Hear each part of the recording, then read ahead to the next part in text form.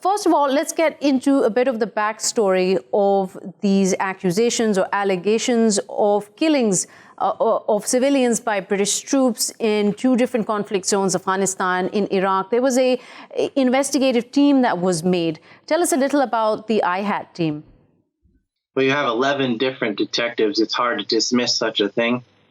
Although war crimes are pretty common in modern war for Afghanistan and in Iraq from the United States and from the UK, but they very rarely get prosecuted. This is a huge step if it does go forward. It's something that cannot be dismissed if there are any prosecutions. However, the British government often allows these things to slide because they find it to be an embarrassment and harmful to the war effort. And note that the war in Afghanistan is still ongoing.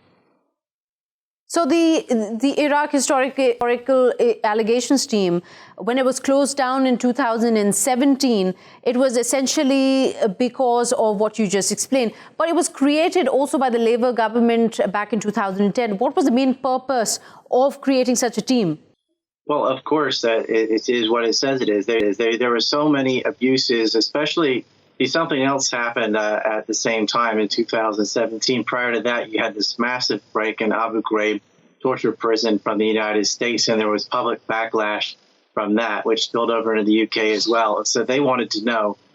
There were US or UK jailbreaks for citizens, and there were armies dressed as Shia attacking Sunni in false flag operations. They had to take an armored vehicle and break down the wall of a jail to get them out.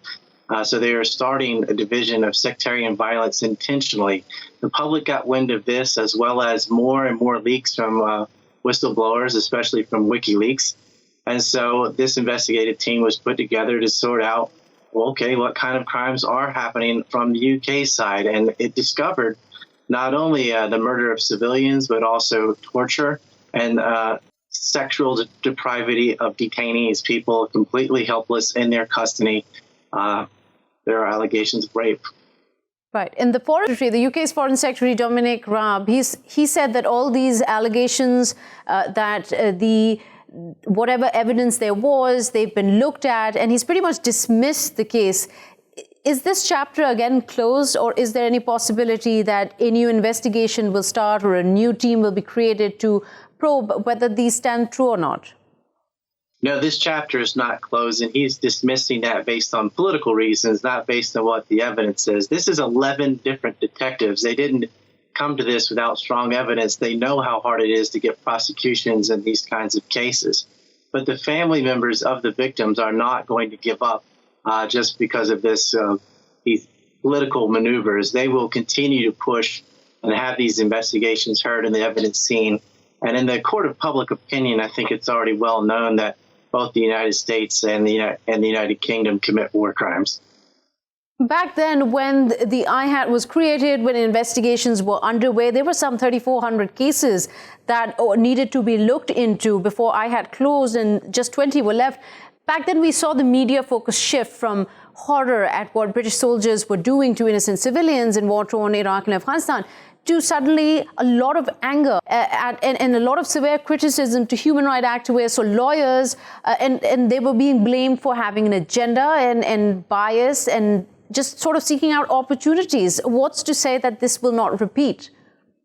It may repeat. That's often the tactic that they use. Rather than being angry about war crimes being committed, people being tortured, raped, and murdered, civilians being murdered, children being murdered, they get mad at Amnesty. They get mad at Human Rights Watch.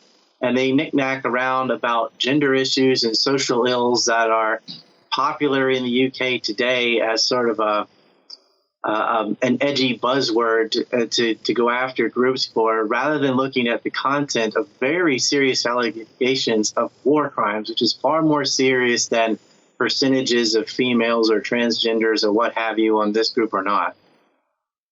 Okay, and here I'd like to welcome another who's just joining us, a journalist from Afghanistan, Mr. Intizar Khadim. He's joining us from Kabul. Mr. Khadim, what's your take on this new revelation coming through a BBC investigation where 11 detectives have come out and said that there is credible evidence of war crimes on the hands of British soldiers?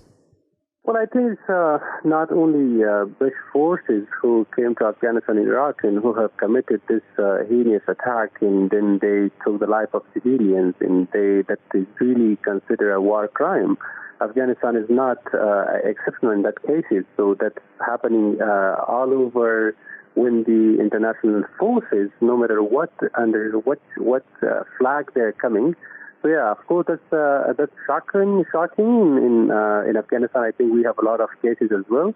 And it's happening even today. The last 20 years has been the days and years where we Afghan witnessed the loss of civilians, which should not have happened because the military strategy has been wrongly devised. For instance, one of the American soldier was confessing that when we were going to go to Iraq in Afghanistan, and then when we asked that who is our enemy, then the commander of the soldiers told us that whatever person, he just like abused the person, that every person of 18 years Iraqi in Afghanistan is our enemy. If that's the definition for an enemy, definitely civilian people will be losing their lives and war crime will happen. So yeah, that's shocking, and we're sad to see all these heinous things happening against civilians in different countries.